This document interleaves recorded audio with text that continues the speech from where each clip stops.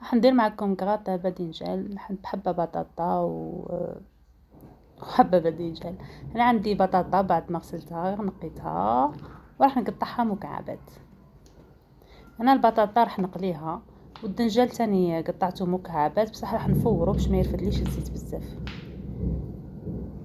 دوك جا الصيف ولينا نبغوا غير الحوايج ساهلين والخفاف.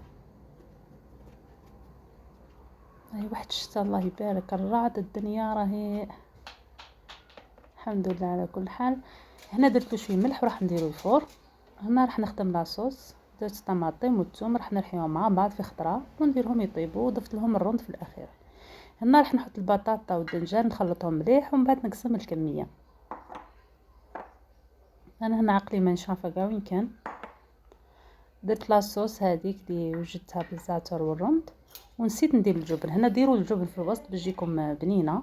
انا استعملت الجبن العادي ماشي داك اللي الغالي. وفي الاخير تاني درت الجبن وزدت درت لها لاصوص ودخلتها للفرن، يعني قيس كلشي راه طايب، قيس ما يذوب هذاك الجبن. ها هي وجده معنا، وصفه اقتصاديه وسهله، والصيف كما تعرفون نحبوا غير حاجه خفيفه. ما تنسوش تشتركوا في قناتي وتفعلوا الجرس. سلام.